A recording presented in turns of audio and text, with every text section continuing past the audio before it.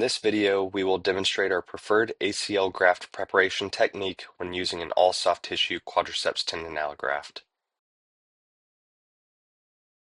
You can take a standard plastic ruler from a surgical pack and cut it down so it's 1 centimeter in width and 7 centimeters in length, and we then use this as a template for our graft.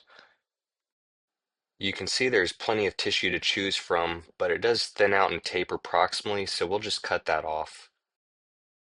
In general, we're shooting for a 9mm graft in smaller individuals and females and a 9.5 in most men. There's usually more than enough tissue to make multiple grafts if something were to happen to this one or in the setting of a multi-leg knee reconstruction. Here you can see we're just cutting off any excess to get a nice rectangular shape to the graft. We do usually have to thin it out a little bit because they're too thick. We'll do that from the capsular side. We have found that a chopping type motion with a tin blade tends to really help here. We often put a single stitch in the graft to help us get a preliminary reading so that we know what size to ream our tunnels while the graft is being prepared. With these all soft tissue grafts, there's many ways to get suspensory fixation. Our preference is to use a fiber tag on each end connected to a closed loop tightrope system. We do this according to the manufacturer's recommended technique, but to summarize that, the fiber tag is laid over the distal 2 centimeters of the graft. It's held in place with this clamp, which also holds the card. The needle is passed through the graft and then whip stitched and tied securely. A secondary loop is then passed around the tightrope by passing it through the open end of the card.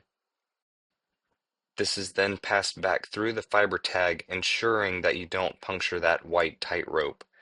It's then whip stitched a few more times and tied securely. We have found that this method has been very reproducible and easy for our assistants to complete, and biomechanically is very sound. The loop is then cut so that the needle is kept onto one limb and the tails are tied securely. The tail without the needle is then cut short, leaving a millimeter or so of a tail, and then the needle is passed back through the graft so that you can dunk the knot stack into the graft, which allows for smooth passage through the bony tunnels later on.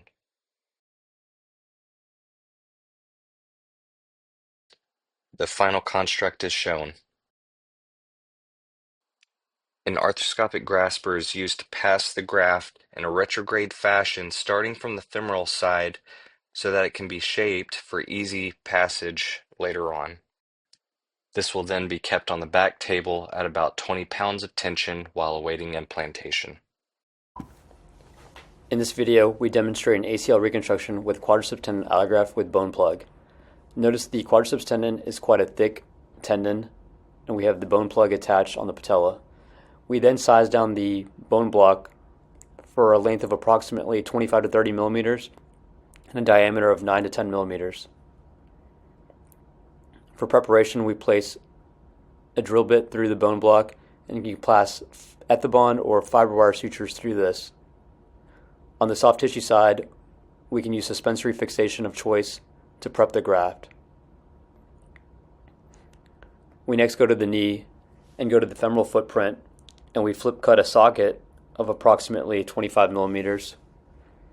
We then pass suture to hold this pathway. We then place a pin on the tibial footprint, followed by a reamer for a full tunnel. We then pass the graft through the tibial side into the femoral side and flip the butt in. We then pull up the graft into the femoral socket,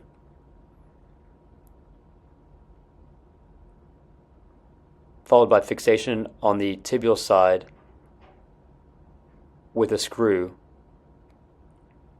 This allows appropriate fixation and full bone block in the actual tibial tunnel.